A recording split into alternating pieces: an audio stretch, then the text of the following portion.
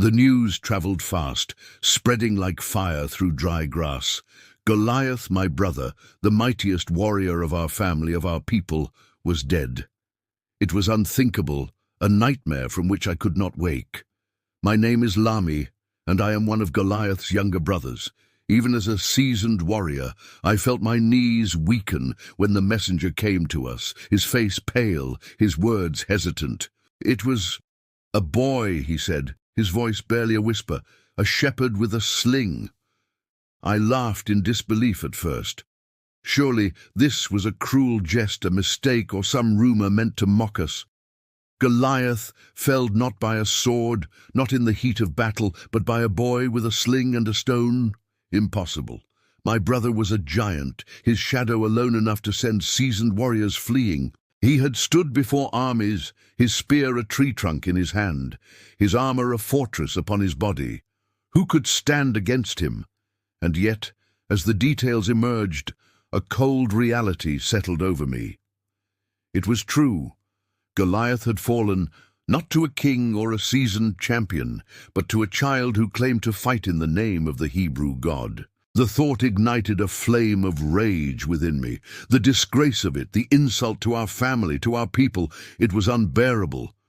But beneath the anger, there was something darker, something I didn't want to acknowledge. Fear. If Goliath could fall, what hope was there for the rest of us? He had been our strongest, our pride, the symbol of our invincibility. And now he was gone. I returned to my tent, pacing like a caged beast. My mind replayed the stories I had heard, imagining the young Hebrew standing before my brother, his sling whirring through the air, the stones striking with unerring precision. It didn't make sense. How could a boy, armed with nothing but faith in his God, do what entire armies could not? What kind of power had we provoked? I thought of my other brothers, of the warriors in our clan. All of us had stood together, a force to be reckoned with.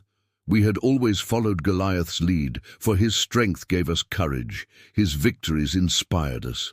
Without him, we were unmoored. And yet, in my grief and fury, one thought began to consume me: vengeance. I imagined myself standing where Goliath had fallen, facing the boy who had dared to challenge our might. I would crush him, not just for my brother, but to restore our family's honor.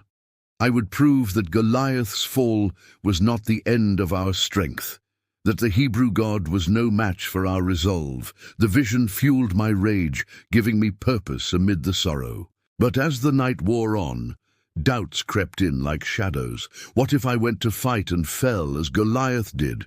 What if the Hebrew God, unseen but clearly powerful, had chosen that boy for a reason? What if my quest for vengeance only brought more ruin upon my family? I wrestled with these thoughts until dawn, torn between the desire to avenge my brother and the fear of facing a power I could not understand. When the sun rose, casting its pale light over the camp, I made my decision. My blade would remain sheathed for now. Goliath's death was a wound that would not heal easily. It was a lesson, painful and humbling, that there were forces in this world beyond brute strength and steel.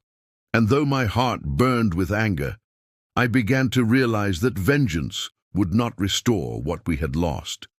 My brother's shadow still loomed large in my life, but I would not let it blind me to the dangers ahead. In my silence, I grieved for Goliath.